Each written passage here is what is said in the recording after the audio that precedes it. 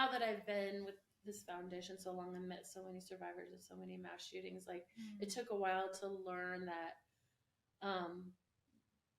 trauma is not comparable, because like I even still hear it today, like when we're reaching out to communities or doing one of our projects, they're like, oh my gosh, that is so horrible, Ashley lost so much, it's the worst. And you're like, yeah, it really is, to think that she's injured and also lost somebody.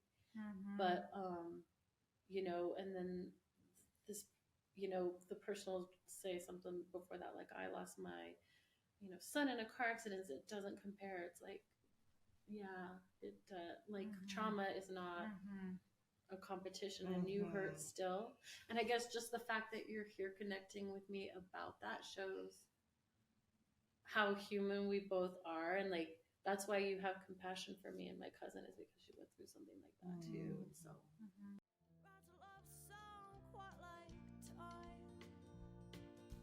welcome to Are We Happy Yet? Where we're all about having the tough, thought-provoking conversations about what it really takes to live a fulfilling life, without buying into the latest wellness trends, miracle cures, or life hacks. If you're someone who's curious and likes to dig beneath the surface, join us. We're here to explore why, despite having access to more information and technology than ever, studies show that global unhappiness is at a record high. This question kept nagging at us. Why are so many of us feeling more anxious, disconnected, and lonely than ever before? I'm Hannah Buzzo, licensed therapist. And I'm Jane Thatcher Hahn, licensed clinical social worker. Together, we'll challenge the quick fix advice culture and dive into the big questions about happiness, success, and well-being. In each episode, we'll share candid conversations and personal stories, unpacking the cultural narratives that shape how we live, love, and work. No solutions, no formulas. Just honest, thought-provoking dialogue that invites you to think differently about the world around you and your place within it. So whether you're feeling overwhelmed by the pressure to have it all figured out, or simply curious about what lies beyond the mainstream wellness conversation, you're in the right place. Welcome to the club. You're not alone in wondering what will finally, truly make us happy.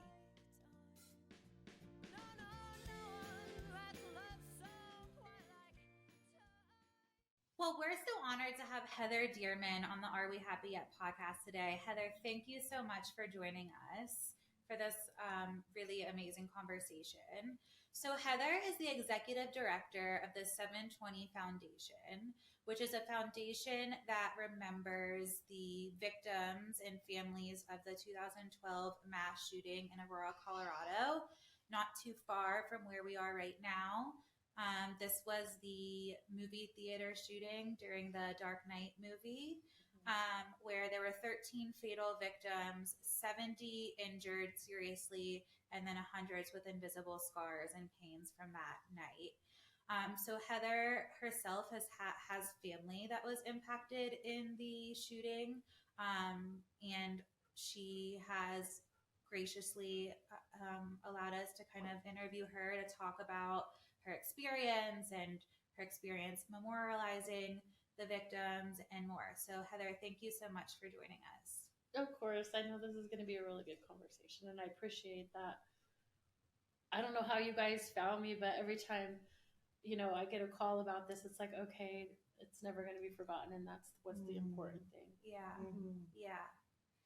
I think too, it's such a, I mean, obviously, like, it got nationwide coverage, right? Like, it's a big deal in our history, but also locally, like, it's something that I think, at least in my circles, that we've never forgotten. Yeah. And so, yeah, we definitely want to keep the legacy alive and keep the conversation going, because unfortunately, we know that mass shootings continue. Yeah. At a very high rate in our country. And the pain continues on, right? It's interesting that, because when it happened, it seemed like it wasn't like as common as it was now, for sure. Yeah. Like, it seemed like everyone was talking about the thing that happened before that was Columbine, which Yeah. was years before that. And so, I mean, for me, because I was in it and because my family was affected by it, it was like, it seemed unprecedented. Yeah. Almost. Yeah. And shocking. And then when you hear about all the ones that keep happening, well, and then it started slowly progressing to where it got more and more. I know that when it first happened, it was so devastating to everyone in our family, of course, but like I remember my kids, and I have 5 kids, and they range in all different ages. My youngest was like only 3 years younger than Veronica, who was 6, and then my oldest is only a couple of years younger or older than Ashley, her mom, who was permanently injured. And like all of them were like in shock and scared to go to school, and like it seemed like their innocence was lost, and they were like, all I wanted to tell them was like, I just kept saying, this is so rare, it will never ever happen again.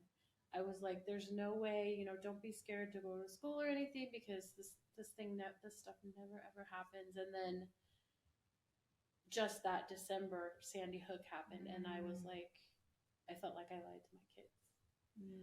And then it's like, oh, surely now something's going to be done. Yeah. And then it's just been nonstop since then. Yeah. Do you mind just telling us the story of who from your family was involved and their relation to you, all of that? Yeah. So I just remember when I was at work that day, I work for the city of Aurora, and I work for the Civil Service Commission, and our job is to hire, promote, and do disciplinary hearings for police and fire. So that day was a testing day for new people who wanted to be firefighters. And I had woke up that morning hearing Chief Oates' voice on my TV. I thought I was having a nightmare because he comes into our meetings a lot demanding things. So I'm like, I dream about Chief Oates now. But the sirens are here. And I was like, oh my gosh, we have a testing today. I bet they're going to need us to move it, because it was going to be at the city building. And our city building is directly across the street from the theater. Oh, wow. And so my immediately work hat was on, and I called and I'm like, do we need to reschedule where the testing is? And they were like, yeah, see if you can get it in the library. And I was like running out the door, and I saw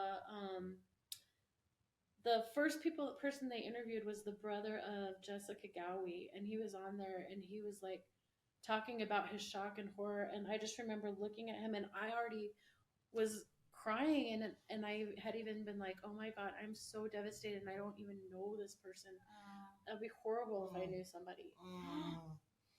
And so you knew because of work at this point? At this point, I only knew because of work. Okay.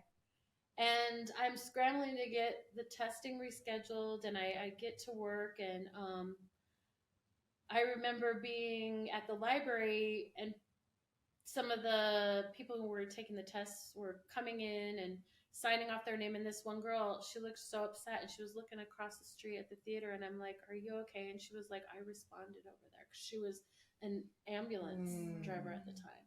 Wow. And I'm like, you want to reschedule this test? You don't have to take it. I just felt so sorry for her. So there's another moment in time where I was like, I felt really bad for Jessica Gowie's family. I don't know them. And then I get one connection closer to someone who's about to take the test, and I'm seeing face to face someone who was affected, and just my heart breaking for her. But she was like, no, this makes me want to be a firefighter even more. Wow. And then I go in to like introduce the test and tell everyone, what to do. And in the meantime, my phone kept buzzing. And I went out after I introduced the test, and I went out into like where the grass area was. And my mom was like, call me right away, Heather. And I just remember calling my mom. She was like, Heather. She was like, Ashley was at the theater, and she's in the hospital now. And she was with Veronica, and Veronica didn't make it. And I just exploded. I remember screaming really loud. That's what I remember about that. And just being in shock, and telling my supervisor, he's like, go ahead and go home. And and at that time I didn't know Ashley was pregnant either, and my family didn't. None of my family knew except her mom. So that's a whole other aspect of things that we all have had to work through since then. I can go on to that if you want to. It was like hard, because I don't know. I just remember that day, all of the kids and all of the cousins were like, let's go meet at the hospital so we can rally around Ashley. And I was telling you guys that my mom's family has 13 kids in her family, so there's a lot of aunts and uncles and cousins, and there was tons of us there in the waiting room. And I remember the point where, like, we would go there every day, it seemed like. And, like, some of the younger generational kids, that was when, I mean, I don't know if this is true, but in my head, I remember social media wasn't as big as it was now. Sure. But it was there. Yeah. And I just remember my aunts calling this meeting with all the cousins and saying, everybody, don't post anything on social media. Don't talk to the media. They didn't say why, but it was weird because for some of my kids, they felt really bad and ashamed. They didn't know why. They're like, what did we do wrong? Oh. And I remember they said, don't believe anything you hear in the news. And it was interesting because I know my timeline is messed up. No, yeah, perfect. But I remember the night of the 20th, because it happened at midnight on the 19th. And then on the 20th, the beautiful thing was the community was rallying, and they all were meeting across the street from the theater to have a midnight vigil. And that was the beautiful part of it, to see the community come together and to be praying for everyone and the families. The hard part was the media was there, and I remember hugging my daughter, and she was crying, and they were right in our face taking pictures. So that was traumatic. Yeah. But well, actually, I just want to highlight that. Yeah. So there was an additional trauma from the media because you're grieving and they're right in your face and you're trying to support your family, and that just felt like an additional problem, issue, trauma. Yeah, it did. Yeah. Especially, I wonder if that day that we were in the hospital, I think it was a few days later that my aunts were like, don't listen to the media, so like already we were traumatized from the media, from the vigil, and then to hear my aunts and stuff say, don't believe anything they say. But I had recalled that at that midnight vigil, people were saying things, and one of the persons in the crowd, I heard them say, please pray for Ashley and her unborn child. And we looked at each other like there must have been another Ashley injured. We didn't know. But yeah, it wasn't until, I don't even know, 3 or 4 days in, when my aunts or somebody was like, okay, Ashley was pregnant and she lost the baby. And I looking back now, I'm sure it was our culture and the family that my mom grew up in, with her father was an alcoholic, and they're Latino family, and they were like, really, shame had a lot to do in their lives, and maybe they were trying to hide the fact that she was pregnant because she wasn't married, and it's like, oh, that's just one more layer of things to add on to. You think about trauma like that, like a mass shooting and stuff, that is like a horrible, visceral thing for somebody to go through, to be injured and lose their child and their unborn child and everything. And then the ripple effect it has on the family. It's like anything that was hard for any one of those members, even my aunts and uncles in the past, it like just exacerbates it when something big like that happens. Yeah. And then you're under the media spotlight and you're like in a fishbowl. Oh. So many layers. Yeah. And to clarify, Ashley's your cousin. Yeah. And then her daughter, Veronica, is 6 years old. And so Ashley was shot and Veronica was also shot. Veronica didn't make it. And Ashley is still with us, but her unborn baby didn't make it. Yep. And, yeah, it's interesting too, because it's like, now that I've been with this foundation so long and met so many survivors of so many mass shootings, like it took a while to learn that trauma is not comparable, because like I even still hear it today, like when we're reaching out to communities or doing one of our projects, they're like, oh my gosh, that is so horrible. Ashley lost so much. It's the worst. And you're like, yeah, it really is, to think that she's injured and also lost somebody. But, and then this, the personal say something before that, like I lost my, son in a car accident. It doesn't compare. It's like, yeah, it like trauma is not a competition, and you hurt still. And I guess just the fact that you're here connecting with me about that shows how human we both are, and like that's why you have compassion for me and my cousin, is because she went through something like that too. And so please give yourself grace. But for the longest time, I didn't give myself grace, and my children, it's taken even longer. Heather, you're talking about these multiple layers of trauma and grief. You've got the component of, your family, the media, like managing family dynamics. I'm curious about, you're grieving the death of Veronica while you're also trying to support your cousin, right? So like, what was that like, having someone survive but be seriously injured, and then have someone be murdered? What was that like? That's interesting that you say it in that way, because that is really probably the hardest thing, I think, because all of us cousins immediately, like we hadn't even seen her yet at her bedside, because my aunts were telling us that she wasn't allowed to have visitors. At that time she was saying that. And so we all were like gathered at our place, and we're like, let's try to raise money for Ashley to help her and really get the word out about her.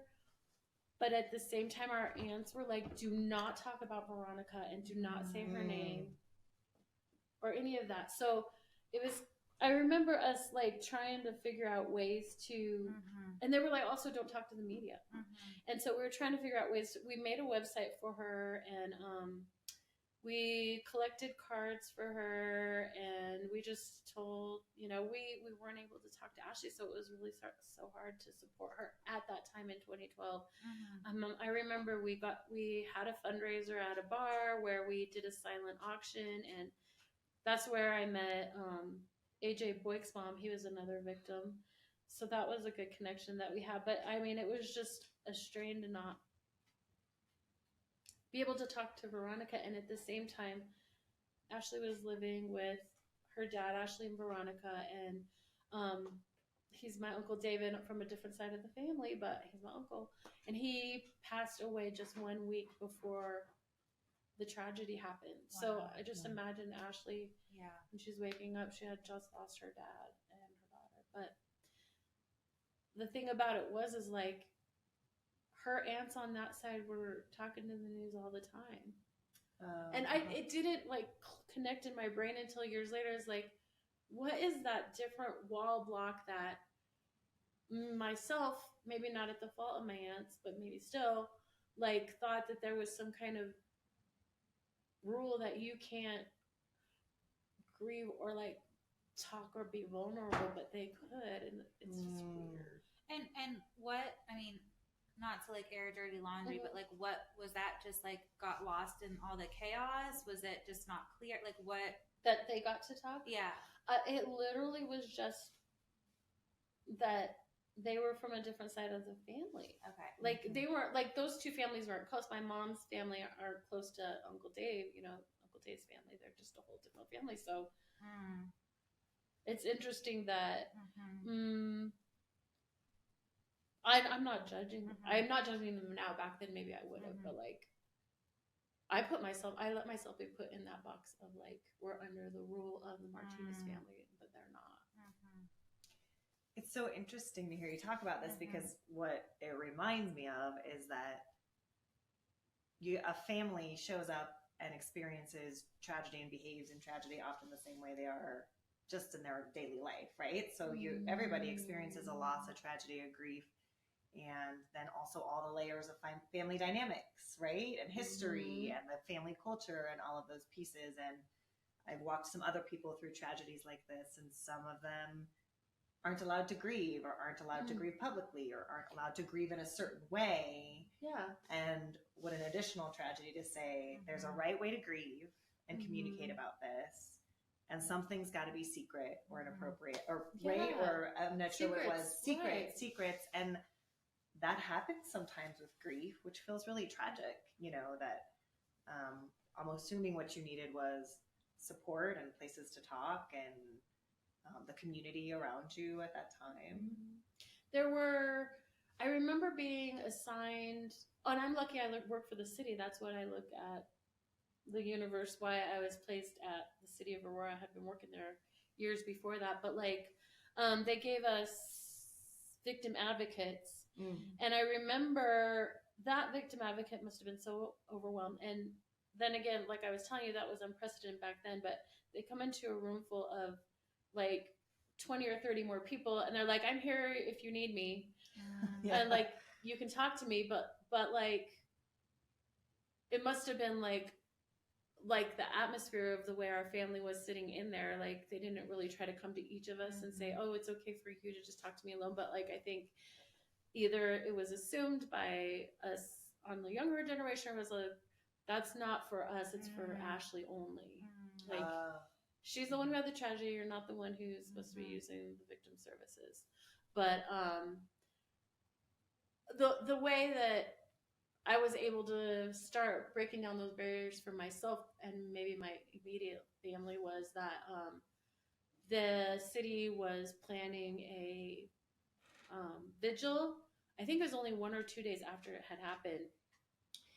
And my family knew I worked at the city, and they were like, hey, Heather, can you make sure that, because they invited us to go, and they were like, can you make sure that no media takes our pictures when we're there? And so I was talking to someone I knew at the city, and they were kind enough to say, on the day of the vigil, you know, like the city had opened up the council chambers for all the families who were going to be at the vigil who had lost someone, you know, to be in there and gather before they went outside for the whole ceremony. But they said, if your family wants a separate room, this is just hitting me now. If your family wants a separate room upstairs, you can do that. And we kind of did. We isolated ourselves from what could have been really healing at that time. You know, if we would have went in the council chamber with the other families, I think a lot of my aunts and uncles wouldn't have felt so alone and would have found connection earlier on instead of being separated. Absolutely. So it was a pretty isolative experience for a lot of your family to feel like they couldn't like connect or talk or open up. Yeah. For you know, my aunts and uncles and cousins and even my kids feeling ashamed and everything. But I was lucky. Well, I mean, it didn't work out really that great, but the city of Aurora also recognized that the employees were affected too. You know, and the employees of the theater of the city of Aurora, because it was just right by us and everything. And so they offered counseling to any employee that wanted it on site at the city building. Wow. And so that was when I took the opportunity, the first opportunity for me to bring in myself, my husband, and my 5 kids into a room with a counselor. And I don't really remember much of that because like every day was a fog for like 2 or 3 years, it seemed like. But what I do remember, because one of my daughter Haley told me that years and years later, was that the first question the counselor asked is like, which one of your kids is handling this the worst? And I was like, Haley or something, and like it not really made her mad, and it hurt her feelings. And I don't think like there weren't trauma informed counselors back then. They're like there are now either. Yeah, I feel like that's not a question that I would have asked a traumatized family. Maybe not the first one. Right off the bat. Or maybe not with all the kids in the room. Yeah. I know. And they also, like, I remember, so I became close with our family assigned counselor, Carol O'Shea, who ended up being a part of the foundation and being at every meeting for our foundation with her dog. So that was amazing. But like there was at one point when they had to have what is it called, a hush, like no one was allowed to talk, and so like they switched over from having her be the counselor, and then they assigned someone from Arapahoe County to be a part of it. So that was a whole other weird thing to deal with back then was switching who was in the person for our family. But they've learned lots of lessons since then. I know. Yeah. Like with counselors and trauma therapists. I'm wondering what your thoughts are on like media coverage of these disasters, because what's striking me is like, you know, we get the news alert, we see it on the news, school shooting, here's the shooter, here's how many dead. Maybe we get some like information about the family that of the shooter and the family of the victims, but no one talks about all these other layers of the aftermath of like the grieving process and the support and what happens when the support changes and the family dynamic. So I'm curious, like your experience being through this, what do you make of all how the media covers these tragedies today? Well, I know that. Well, the first one that happened after the theater shooting was Sandy Hook, and I just remember being so sick when I heard that, because those were the age of Veronica too, and we had to wait for Veronica's funeral because they were waiting for Ashley to get better. So we didn't even have Veronica's funeral till October, and then just one short month later, you hear about that happening again, and like just seeing that it was numbers on the TV and that people automatically just started talking about politics. It was like, I don't understand. This is so hurtful that they're just making the victims to be just a number. And like, and I thought about how just the ripple effect happened in my family, and then now that there's countless others experiencing the same thing, but all they would report on was the numbers and how it happened and the tactical parts of it and the politics of it, and talking about the shooter. But one of the things that came out of our tragedy was Alex Teague's parents started No Notoriety, and they were urging the media not to say the shooter's name more than once because of killings like that, but for like copycat and stuff like that. And so I didn't like that either. And yeah, you just didn't like that they were talking about the shooter more and like saying his name saying a his lot, name a talking lot. about I him mean, a lot. and that's trying to figure him out. Yeah. Like, I think we know more about, like in this case and every other case, the shooter and their dating history and what their major was more than the victims. Like, it's wild to me that that's what we talk about. And then the copycat effect you're talking about, what they were finding is that people were emulating these shooters, right? And that they were sort of making them heroic in this way. And so then people, instead of the media coverage could be part of the problem, or the way things are covered could be part of the issue. Yep. But definitely want them to talk about the families that are affected more. Though it was hard for me, I think for the first time with Sandy Hook, it was hard for me to also like, after a while they do start, you could find their names and their ages and a little something about them, but like it was hard for me to read that because it was just so devastating at the same point on that side of it. But like our local media that was there, a lot of them are still around, and like they've started to, and I don't know what year it happened, maybe it's been 5 years, but they start reaching out more to us as a foundation and wanting to talk about our Paper Cream Peace project and about the remembering. And I really appreciate it. And every time July comes around, or if there's a similar shooting that happened, they'll call and they'll want to hear about the good news stories. And so I appreciate that from our locals. And I also can appreciate, you know, when I see them, it's like, as someone who's in the media, they also as a person are kind of a victim now, because they've had to see all of the horror and learn all of the stories, and like now, I mean, they just must be bombarded with all of that too. So I have empathy for the local media. It seems like the national media is not like that. They just want sensationalism and they want to hear the horror of it. And also like just thinking about the way when it happened in 2012, how they were just in our faces and just trying to get sound bites and like only wanted to, you know, like looking back now, we want to help educate people in the media and just have a place for people who this has happened to, a resource to know, to go to. And it's hard because right when you're in the grief of that, you're not thinking and you're in a fog, but maybe you would have awareness already that you don't have to talk to the media if you don't want to, and like you have rights and you can put limits on it, and like maybe have some kind of coaching on how to talk to the media. Also, like it probably costs a lot of money, but wouldn't it be great if when there's interviews going on, there's a victim advocate there, or even a comfort dog, or even how about after you do an interview, you could look up a resource and say, oh, you can call this number and they'll debrief you after you've had that happen, because like after having an interview, the trauma is brought up too. But our 720 Foundation has helped found the Survivors of Tragedy Outreach Program is what we call it. And we're talking about, it's just like grassroots of other nonprofits that were born out of mass shootings who are survivors that are running the nonprofit.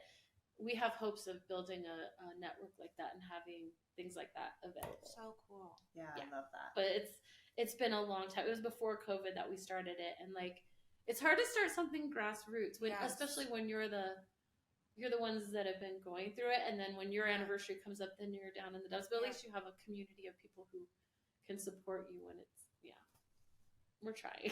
I mean, and thank God you are. I mean, I think I can't imagine being the community affected, the family member affected by the tragedy, and then also, going forward and doing work for the community. I think that's really admirable, and thank goodness we have that.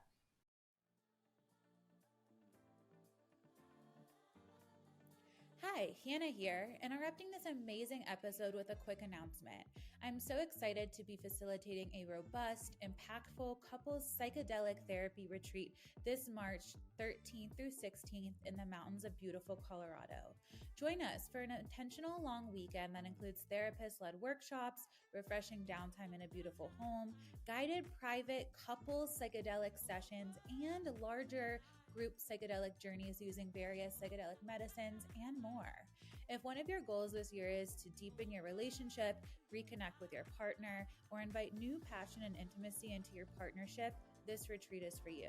Check the show notes out for more information about the retreat. How did that happen for you? You said like 2 or 3 years, every day is a blur. We're like trying to get through the grieving. We're also trying, there's other tragedies happening. Like, how did you get involved in like wanting to leave a legacy? How did the nonprofit start? Can you tell us about that track? Yeah, I just remember it was 3 years later. It was 2015. And Ashley, was doing good. She had come out of the hospital and we were able to talk to her again. And, just being able to talk to her and tell her the experience of how we were all at the hospital. And she was like, my mom didn't even tell me you guys were there. And we were like, telling her, we want to talk about Ashley or Veronica, is that okay with you? And she was like, yeah, it's always okay with me. And we made a pact that like anytime we were going to talk about Veronica, or if someone wanted to interview Ashley, we would ask her first. And so we had that relationship with Ashley of like, I think she understood that we had our own story too, and that we were going through our own thing, but also she appreciated that we would come to her. And she also really appreciated that Veronica was being remembered, because, we were told, don't talk to her about it. Like, or even when Sandy Hook happened, like, don't tell her that happened. Like, it was all like, finally, like having the courage to talk to Ashley. This makes so much sense. Looking back is like, you have to hear it from her mouth. And she was just like, I think about Veronica every day. Absolutely. Please talk to me about her. And, but I was at work and we had stopped raising money for Ashley, and there was a lull. And I think she had asked me if there was a memorial being built. And I asked someone in the city, and they were like, yeah, we actually have a committee, but nothing has been happening. We've been needing to raise funds.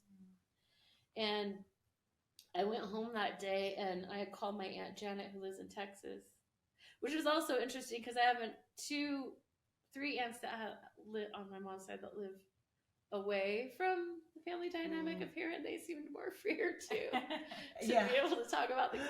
And I was talking to her about we need to raise money, and then my youngest daughter Aubrey and my oldest daughter Megan were on the couch, and when I hung up, they were like, "Let's have a lemonade stand and raise money for Veronica." And so I had asked that person at my work. She was the communication manager.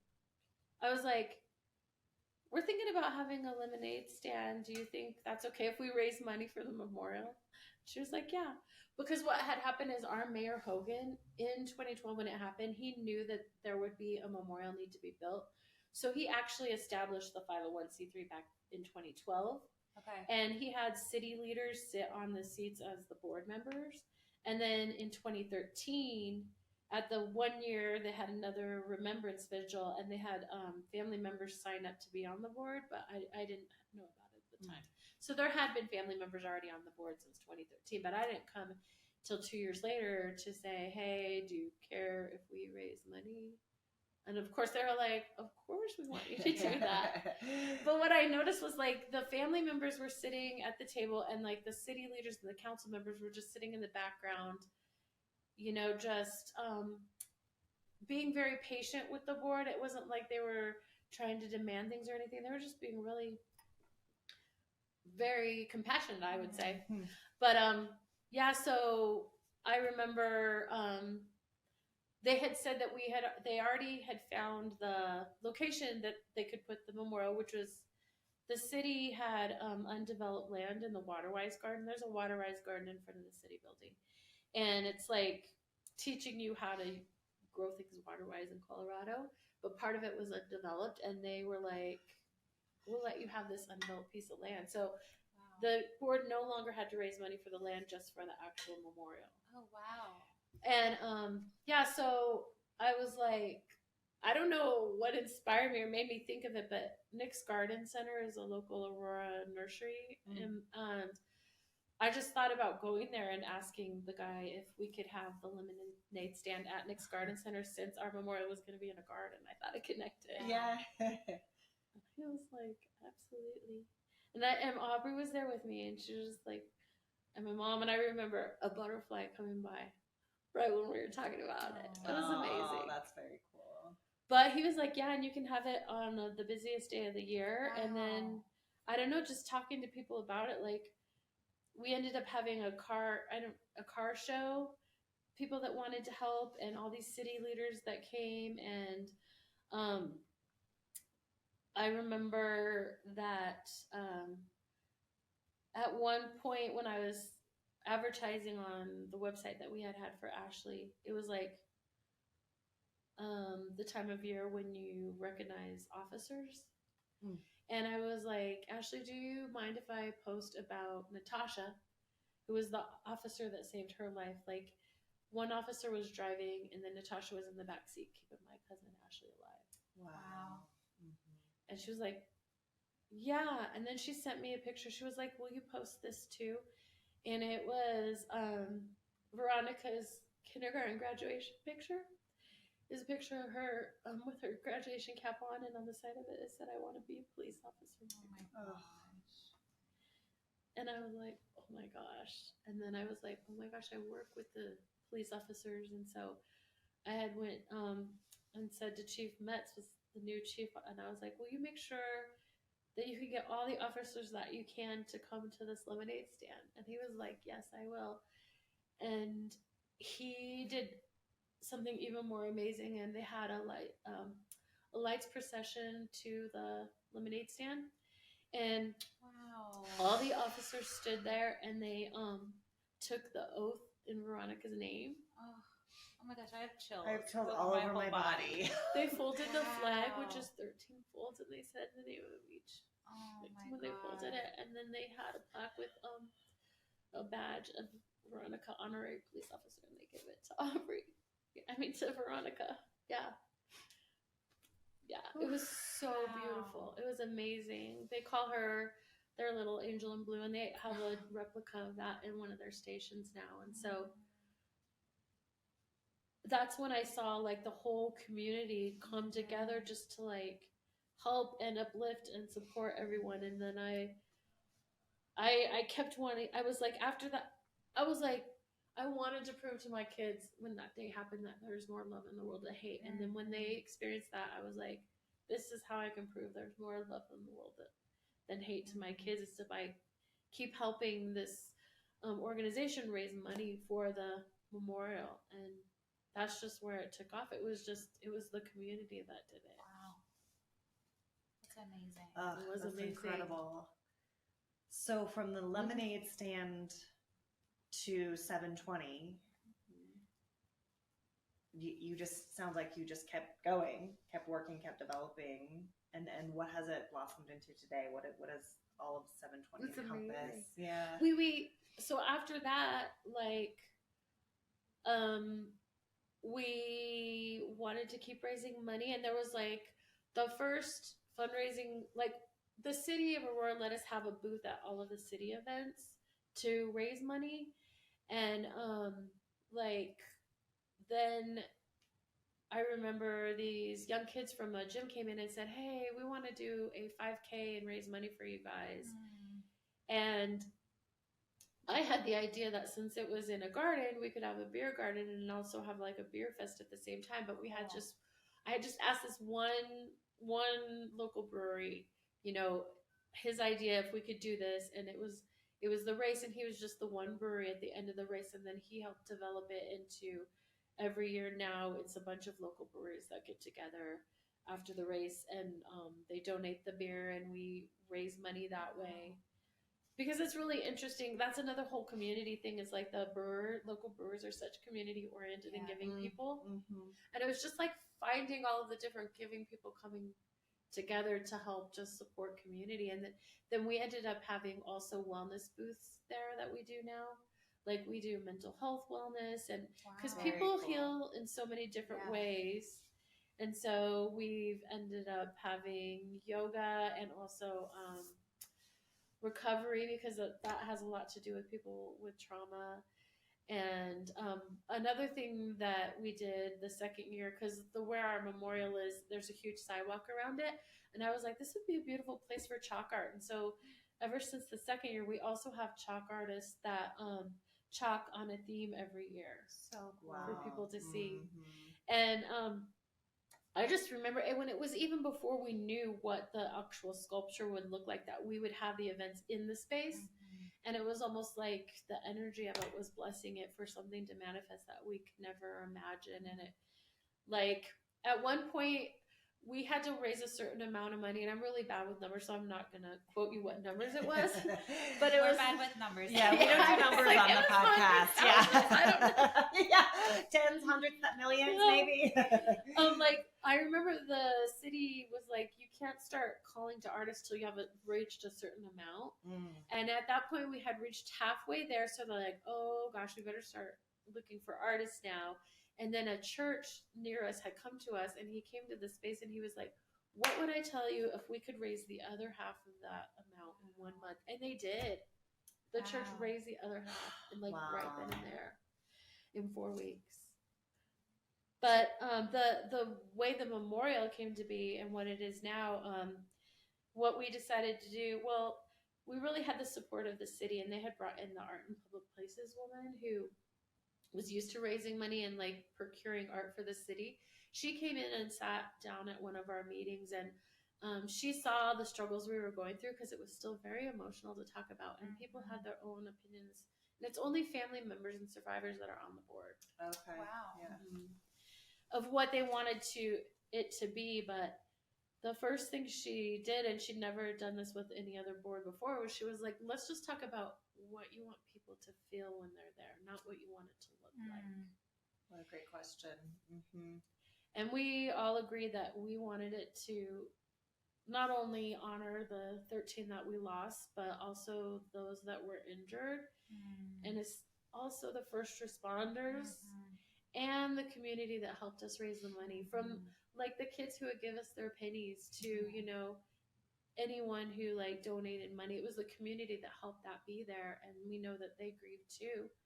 And we wanted it to be more of a place of hope and of a reminder that we wanted people to realize how precious life is, and that we have a community here to support us, and that, you know, those angels are looking down on us, like wanting us to get along and to love one another. And we just, you know, we knew that when we got to our 4 final artists, who when we were looking for them, we said, we don't want you to send us what you want as a drawing, just why you want to be a part of it. And then when we all unanimously, we agreed we have to unanimously vote on this. We narrowed it down to the 4 finalists, and we flew them into Aurora, and they met with our board, and we got to tell them our impossible dream. And also at the same time, I feel like they became survivors too, because now they're in the trauma to hear their stories. But they talked to first responders and to some of the community. But what we did is, so the Aurora History Museum, which is also on the campus right across from the theater, the crosses that grow up at every mass shooting now, you know, the crosses for each victim, they collected painstakingly every item that was under each cross. And this was 2016 or 2017 that they've had this stuff for years. They even tagged the stuff that was under and said, this is under Veronica's cross, this is under, you know. But we got hundreds and thousands of mementos, and like even communities were sending things that the city of Aurora put into the lobby of the building, like notes and cards. And there was banners that people sent that said love to Aurora, and everyone in their community signed it. And a side note on that is that when we were doing our events or our booths to raise money, or even like the fundraiser, mass shootings were starting to happen. And what we would do is we would make a banner for that community. And when people would come up to us, they would sign it, you know, and, you know, because we wanted to pay it forward. Yeah, absolutely. But anyways, we had asked the museum to pull out stuff from the archives so that the artists could look at it for inspiration. And the artist that we chose, he was inspired by these 1,000 paper cranes that were sent to us from a boy in O'Fallon, Missouri. He sat at a Starbucks and he folded paper cranes with his community, and they wrote notes on them, and he sent it to us. He organized it. Oh, I love that. Yeah. And so he sent us the paper cranes. And so our artist, Dow Bloomberg, he saw that. And so his vision was, he sculpted 83 cranes, and 70 of them represent the injured, and they're pure white, and they're like coming from every direction on the garden, on the berm, like swooping towards the center. And the center flight has 13 cranes that are have see-through wings on it, and those represent the ones that we lost. And then the way he included our community in that was he sent us 13 little canisters. 83 canisters. And we did a thing where we invited the community to write notes. And we had a session where we put notes in all of the 83 containers. We gave the 13 containers to the family members for them to put what they wanted in it. But yeah, we put the notes in there, and we also decided that we would print out a list of words of negative things that come out of tragedy and positive, and sprinkle some in each, so that we felt like the cranes were carrying the negative for us. But so each of those cranes has a canister in it. Wow. It's like they each have a soul. And so that's what our memorial is now. It's beautiful. It also has the city, since they own the garden and the landscaping, they went ahead and they're maintaining it. And they said that they would do a bench. We wanted some seating element for each of the families. And it ended up being stones, only because after the trial, some of the jurors wanted to help us raise money. But at that time, they were like, we can't show our faces because it was so controversial. But we went on a radio show. We were talking about what we wanted, and somebody called in and said, I will donate the boulders for you. So he donated all the boulders that are in the garden. And each of the benches has like, we had the family whose name was there, like pick the flowers around it. And so it says this area um, plants were chosen in the name of like Veronica Moser Sullivan and Baby Sullivan all around there. It's really so beautiful. Yeah, I'm feeling a little speechless, Yeah, which is pretty yeah. unusual for Yeah, for me both too. of us. It's like, it's just so amazing too. And we haven't, like, because the way city is and like red tape and stuff, there's supposed to be like a stone at the beginning, kind of like that says what happened. You know, we haven't had that yet, but like one of our board members, he's AJ Boyk's grandfather. He was one of the victims. He wrote the quote that was, we all agreed that would be on there, and it was taking the city so long to get it. And I don't remember what years. It's been a couple years, but like he was getting ready to pass away, and we were like, we need this to happen. And at the same time, because of the universe like bringing people together, I had met a Columbine survivor, and we had the idea of having a little lending library that was also a paper crane where you could fold cranes. That's so cool. And he built it. So this Columbine survivor built the little lending library, and you can put books there. And he'd be a great person to talk to because he had such an amazing experience doing it. And we want to bring it to other communities too. But like we put origami and paper cranes in there, and you can take a crane or leave a crane if you need it. But we ended up before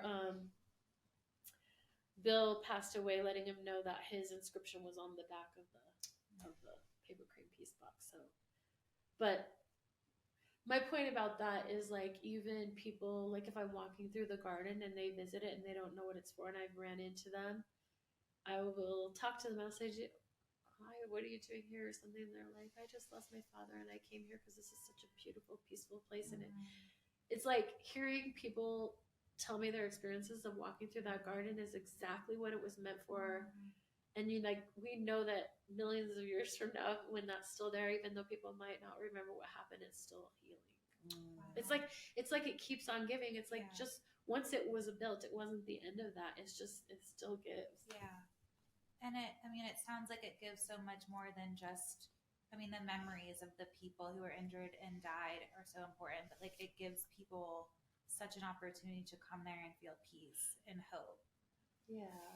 Wow. Yeah. And I love that we still, to this day, well, even because remember I told you on the night after it happened, everyone gathered across from the theater and had a vigil. The community still came there like 2-3 years and still had the vigil across from the theater. But once we knew that the memorial would be over here, we started having people come over there. And so ever since then, we every year on the 19th, and anyone is welcome. We gather around 10:30 at the site of the memorial, and we do a whole candlelight vigil to the center, and we say their names, and then we go to the front of the garden, and then the police officers and first responders, they do a lights procession over to actually, while they're over across from the theater, we have a victim advocate that holds the police radio. And every night on the 19th, at the time of the first phone call, they silence all the radios and say the names, and we get to hear that every year. And then they come over, and then it's just so beautiful. And like, you keep like thinking, you know, are people tired of hearing about this? Or there are people who say, why do you keep talking about it? Nobody wants to remember this. But there's so many more who every time on the 19th was like, thank you for still remembering and for still having this. And like, there'll be people there, it's been 12 years, that are just now ready to come and do that. And so you have to do this forever because you want it to be forever remembered and to embrace people who need it in the future. And that's also why we keep continuing to have the more upbeat fundraiser.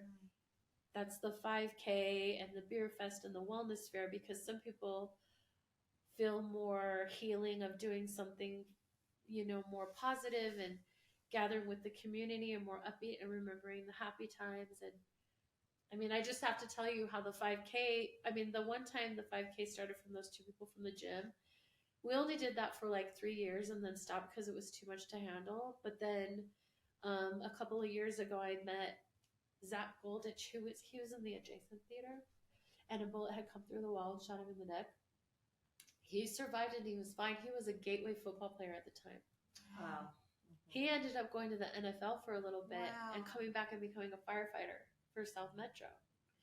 And he's like, I've been wanting to do something for the Aurora community because, you know, I feel like, you know, football really helped me. And like, I think we should do a scholarship for an Aurora Public School student and have a 5K. And so we brought the 5K back, and he raises money for a scholarship, and we call it the Hero's Journey. And the race starts across the street from the theater and it ends up in the garden. So it's like a whole healing journey. Wow. And it's so amazing, and it's grown so much. And like, just seeing the reminder of the community coming together, like, you know, we try to meet people where they're at, and we feel like we always have the midnight vigil on the 19th, and then we follow the next Saturday with this more upbeat thing, and just trying to keep the community engaged. And it's just so inspiring every time we have it, that people are like so grateful for it, because it began out as something healing for me and my family. Yeah. But like, you find out it's something everyone needs. Yeah. I feel like all we can say is wow for Yeah. every new thing that you bring up. I just can't even believe it myself when I'm talking about I mean, it's amazing. It's amazing. And I think what I find really profound about it is I just feel like you're holding like the tragedy and the hope and the goodness and the destruction of it all in these events, and even in, it sounds like, the memorial, and you're giving people a chance to interact and grieve wherever they're at. And I think that feels really like such a gift to your community. Yeah. When you say it like that, it makes it so worth it, because there are times when it's like, I can't do this anymore. Like, I remember when a whole bunch of things were happening in Texas, and I didn't even tell you about the Paper Crane Peace Project part of it. It's like, because we were doing the banners for the longest time and having those signed and sent, but once we knew the memorial was going to be based on paper cranes, we decided instead we would teach people to fold paper cranes and write notes on them and put them on a wreath and send them to the communities that have experienced that. And it became so much more intimate and even more healing, because I noticed when people were signing banners are like, what am I going to write? And they feel self-conscious because everyone can see it. Yeah. But when you're writing a note on a little wing, it's a little bit more peaceful and a little bit more intimate, and you can do it at home and send it in. But I was sending out the just mailing like 3 wreaths to Texas, and another shooting was on the news. And I was just like, I can't keep asking people to do this. It seems like, what are we doing this for? And then, and I work at the city, and like, and that's the address to our foundation too. But the mailman had come up with some mail, and one of them was from the Tree of Life Synagogue. And I opened it up, and it was just like, thank you for doing this. It really meant a lot. And I mean, it was months and months later, because it takes a while for us to send them. And like, it's like, okay, this is why we keep going, you know, so people don't feel forgotten. I mean, our wreath may not come till 8 months later, and sometimes that's even more special because they're like, oh, everyone's already moved on to the next one. Can you, I mean, in your opinion, Heather, because you are so close to this, like, how do you think there being so many and this sense, you said the words like, oh, on to the next one, like every week, if not every day, like, how do you think that impacts our culture? I'm just curious, like, what you see with that. Yeah, it's weird and interesting, because my kids, the way they were born, were in a different generation. So Aubrey was in preschool. Then I had one in elementary school, one in high school, one in college, and one already moved out of the house. And like, the trauma from my oldest one, who's so close to Ashley, when a tragedy like this happens, is huge. And for Aubrey, in her generation, even just now, it's like just an everyday thing. It's just weird to see the microcosm in my own family of how people relate to this going on. But I mean, I really do feel like it's just so commonplace right now, and like everyone just expects it, and it's not even, I mean, it seems like that. Although I don't see that in my own community in Aurora, when we have these events, I see that people do still care. Yeah. So sometimes I wonder if it's just the media noise that I'm seeing on TV, and that maybe I'm just assuming that everyone is past it because that's all they keep showing you on TV. But and that's all people want to fight about. And what you're saying though is like in my community, I see that like people come together and remember it and take their time and support each other. Where maybe the bigger culture is one after another. Here we go. Is that what you're saying? Yeah. Yeah, definitely. I know how much it means to me, and I've seen with my own eyes how much it means to other people to sit in your grief and open up about it and be vulnerable and talk to somebody about it. And it makes a difference in your life that you might not see. And I think about people who perpetrate something like this, and like how maybe just one kind word to that person that day could have changed their mind into doing something. And so it's like, you know, even if you're talking about sending a kind note or you're writing a kind note to somebody, you don't know how much that could make a difference and maybe stop something like this from happening. Because that's the other part about it, is like you can't report on that because you don't know what could have been.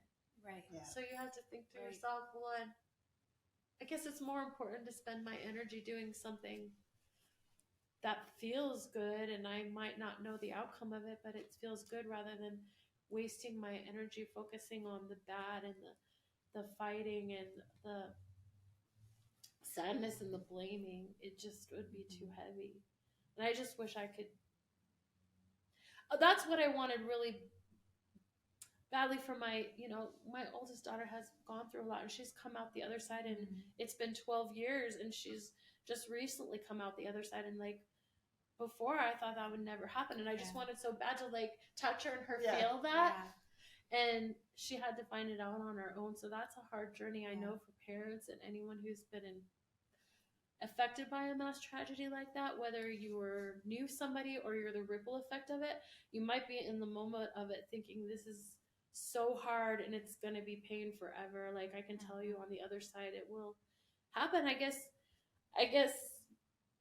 you just have to start with yourself, because eventually it's going to rub off, I guess. That was a question I wanted to ask you, but it sounds like you already answered it. But like, I think what you're speaking to is, and I guess something that I was ignorant to before I sat down with you, is like how much we use these tragedies as like political fodder to back up our political views and like fights and to justify. Like now that I've sat with you, I'm going to commit to doing better about that, because I know that's something that I do. How can we, as we wait for like the government to do anything about this, as we don't want this to just be another political war, like what can we do at an individual level? Yeah, that's a hard one for me, because I do see, and I'm so grateful for people like Sandy and Lonnie Phillips who go and fight for changing policies and things like that, because that needs to happen. But that's because they, like, every individual has a unique gift in their heart that is pulling them towards something. So if that's your calling, you should go for it. Though if you're someone who is just, it makes you passionate about hugging someone or being kind to someone or sending a kind note, then you should go that way. There's room in the world for both of those types of people. And I think when it gets into the politics and the fighting about it, it seems like all I see is them wanting to blame and shame, and not coming to the middle to understand each other as human beings. And there has been more reaching out of people to myself and even my daughter and some of the people that I know in the families, where they do want you to come and tell your story and your voice to be heard. And so like I do feel a trend towards like having survivors' voices being heard. And so I appreciate that. And anyone who's ready and willing to share their story, you can touch someone's heart just by telling your story, because they could be experiencing the same thing you are. I just haven't been able to find the connection of how how we can fix that when it comes to talking about changing laws and making things change, because it seems like there's something up at the top where it just keeps knocking heads. And I know a lot of sometimes, AJ's mom for a long time was sharing her story, and then she just ended up feeling you. So you have to be able to find the right people who are not going to take advantage of you, and that's hard too. So something needs to be changed there. But as far as what just an individual person thinking about what they can do now is just understanding somebody that's sitting there in front of you, whether it be your friend or a stranger, they're having a hard day. You don't know their connection to something like this. Totally. And just being there and listening and, being present and not like having that energy of wanting to be combative right away. Yes. Well, and I love that because I think we can get with, people launching movements or going and advocating, we can start to feel like just having a conversation or just sitting down or creating a memorial or all these things aren't enough, and of course we all wish we could do more. And we all are limited and we're just individuals, right? So I love the concept that a hug, an interaction, a conversation is profound and powerful. Even if it's not in this moment shifting, like you said, the knocking heads at the top, that those things are still invaluable. Exactly what you just did for me just now, because like it just brought me back. For you calling me and wanting to talk about this brought me back to remembering to stay grounded in the fact of doing one small thing at a time, because the ripple effect, I talk about the ripple effect of mass tragedy being so tragic, but there's also a ripple effect of good. Like now you guys gave me another spout of energy that I can go do the next thing and like try my next thing on my list, because it's worth it. And for us too, to be thinking about our lives in a different way, Thank you so much. This has been like a life-changing conversation. Yes, truly. Thank you for doing this. No, thank you so much for having me. Count us in for the 5K and the beer walk. I know, I'm already like, hey, I gotta put these dates in my calendar. And we can always remind our listeners that these things are happening and that these are a great way to support the community and all of that. And one thing we just wanted to mention, this episode's going to come out the beginning of February, and our February cause is going to be your nonprofit, the 720 Foundation. So that's awesome, because like one of our mottos is love wins always, and February is the month of love. So it's perfect. Perfect. So perfect. So we'll donate for every rating and review we get. So share the love with us, and we'll share the love with you, and anything we can do to support you. It's really moving hearing this story and how much the community came together. And I feel really moved. I'm not often speechless, but there's I feel moved too. Like it's so much bigger than any of us. So much like there's something that's connecting, that it'll get there. You might not see it in our lifetime, but you have to start somewhere. Makes a difference. Beyond the bigger thing, just you personally are so incredibly resilient and compassionate and cool. Very cool and funny and fun. My dog loves her. So that's how I know she's cool. It's right now, the day of this interview, there's national tragedy in California with the wildfires. And I'm talking with a lot of people about like, how would we show up? I mean, I think you don't know how you would show up to a tragedy and how you would survive. And so it's inspiring to see what you have, the choices you've made in response to all of this and your resilience. And so, well, we could say nice things to you all day, but we are going to put all of your information and ways to support your foundation in the show notes, and so people will be able to get in touch. You've been listening to Are We Happy Yet? A Green Roof Studios production. This episode was recorded and produced by Hannah Buzzo and Jane Thatcher Hahn. If you enjoyed this episode, we'd love for you to rate, review, subscribe, and share it with someone you care about. Your support helps us reach more listeners. And for every rating and review on Apple Podcasts or Spotify, we're donating to a charity connected to one of our guests. Check the show notes for more details on this month's featured charity. Thanks for listening. See you next time.